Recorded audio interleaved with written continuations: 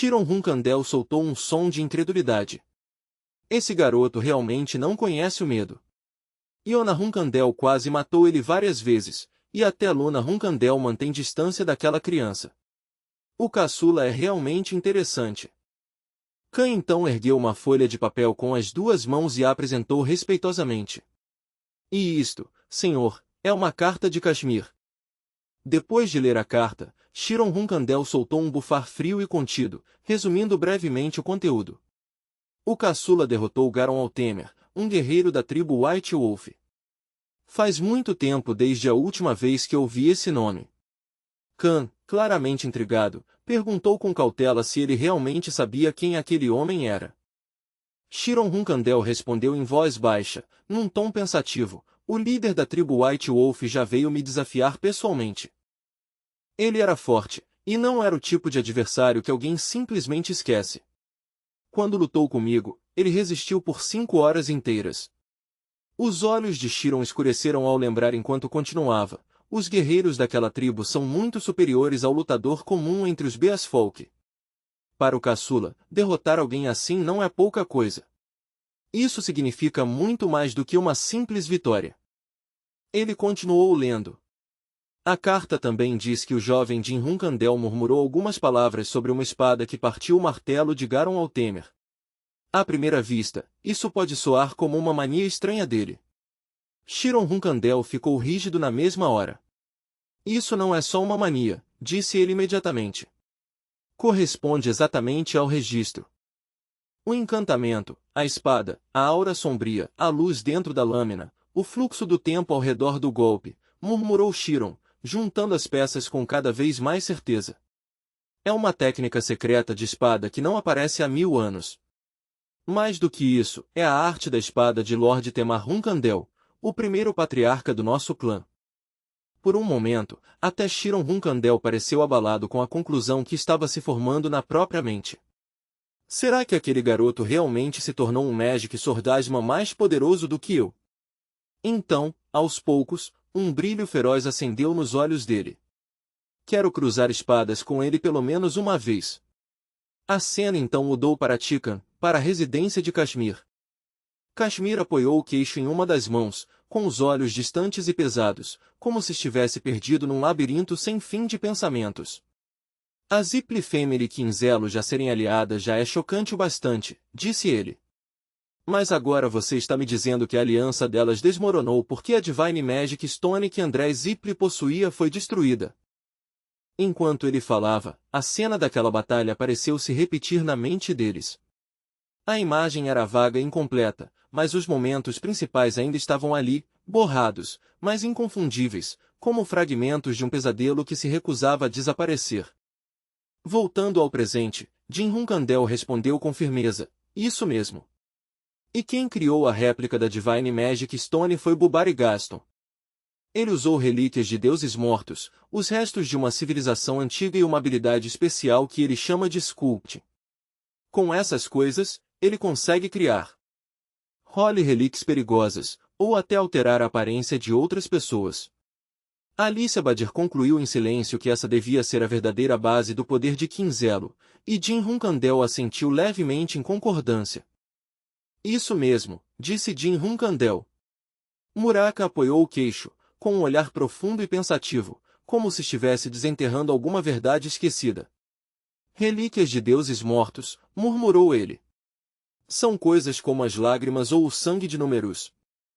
Então a expressão de Muraka mudou. Agora eu entendi. Ele olhou para Jin Hunkandel e acrescentou: ei, garoto, tem uma coisa que eu nunca te contei. Com uma voz mais calma, continuou: uma vez, eu fui ao território do Duque Kayano para ajudar os cadetes da sua facção. É mesmo? Perguntou Jin Hunkandel. Muraka assentiu e continuou: isso. Naquela época, um cemitério gigante que estava escondido havia 2000 anos apareceu de repente lá, e eu dei um jeito nele em segredo antes que qualquer outra pessoa descobrisse. Enquanto Murakan falava, as memórias daquele dia pareceram surgir vividamente na mente dele outra vez. Finalmente, ele começou a desfazer o nó que tinha ficado preso no peito por muito tempo, como se fosse a primeira vez que tudo realmente fizesse sentido. Eu ainda não entendo completamente por que um cemitério gigante apareceu num lugar como aquele, admitiu ele, mas depois de ouvir tudo isso, acho que provavelmente foi obra de Bubar e Gaston. Que Cantel ouviu com atenção e então fez sua própria suposição. Parece que ele pode ter alguma ligação com W.L., o God of Carvin. Sim, respondeu Muraka. Jin-Hun Kandel pareceu sinceramente surpreso. O God of Sculpture, W.L., é a primeira vez que eu ouço esse nome. Muraka respondeu, esse deus desapareceu do fluxo atual da história há muito tempo. Claro que você não saberia, explicou Kikantel. W.L. foi o ser que mais contribuiu quando os deuses criaram a Primal Stone. Mas, com o passar das eras e com a destruição da Primal Stone, ele perdeu seu lugar como deus. No fim, foi derrubado e transformado em humano. Muraka acrescentou, e os golems que W.L. criou para guardar os túmulos dos deuses que foram exilados em forma humana ficaram para trás como Cemetery Giants. Mas nossa raça dos dragões exterminou todos os Cemetery Giants que conseguimos encontrar.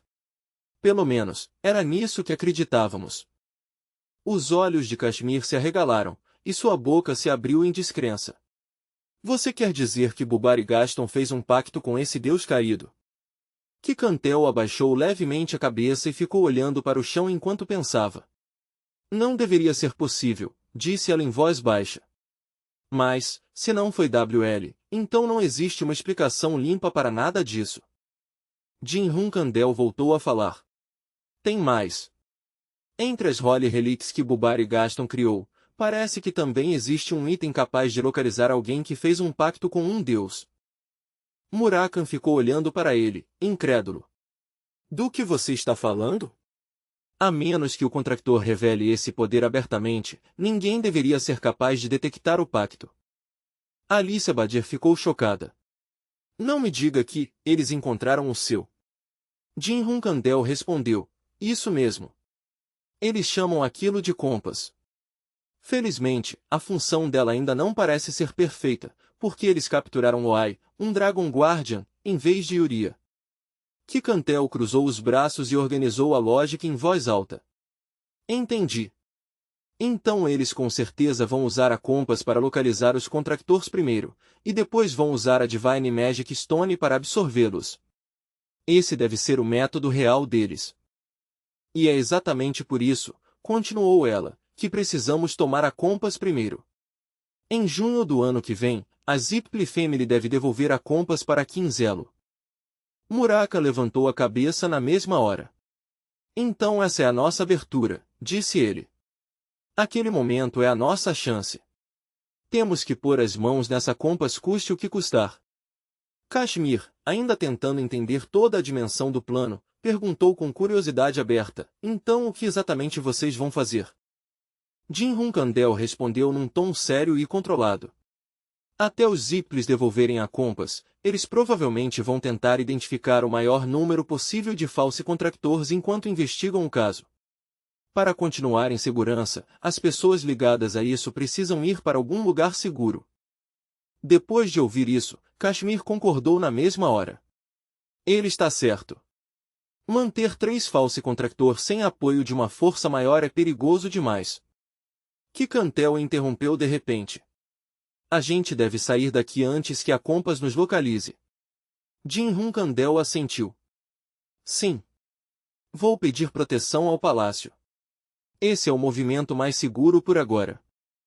Então, vamos nos reunir de novo em Mamit Manor, alguém disse. Depois disso, vamos nos infiltrar no território pirata onde o comércio deles acontece, e então nos mover de novo quando o momento certo chegar. Então onde você vai ficar nesse meio tempo? Veio a pergunta em seguida. Antes que Jin-Hun Kandel pudesse responder, Murakan, largado ao lado dele em sua forma de Dark Dragon, respondeu no lugar dele. Esse garoto tem outro lugar para onde precisa ir. Kashmir pareceu surpreso. Existe mesmo algum lugar mais seguro do que o palácio? Muraka abriu um sorriso presunçoso, quase orgulhoso. Claro que existe. O lugar mais seguro do mundo.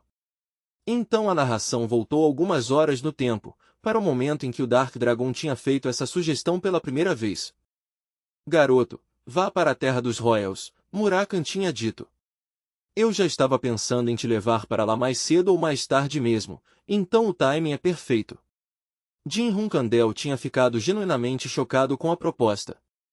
A terra dos Royals? Perguntou Gillian Selora, enquanto acariciava gentilmente o pelo preto de Lord Murakan e olhava confusa.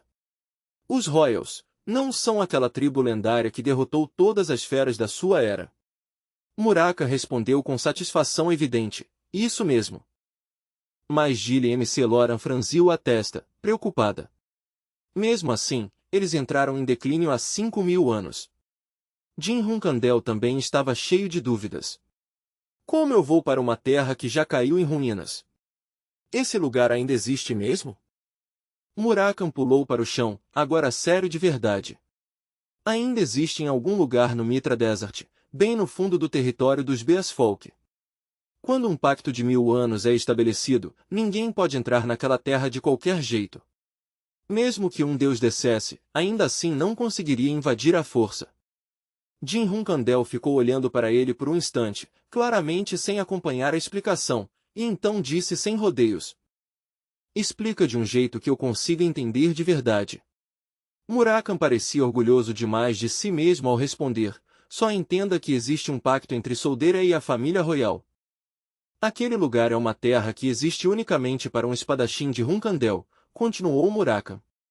Qualquer um que realmente queira se tornar um espadachim completo precisa visitar aquele lugar pelo menos uma vez. Vá para lá. No instante seguinte, a cena mudou rapidamente para a fronteira sul do Kingdom of Fester, entre a borda do território dos Beasfolk e a área onde Jim Hunkandel já tinha realizado sua primeira missão como cadete. Para chegar ao Mitra Desert, ele teria que atravessar a montanha diante dele.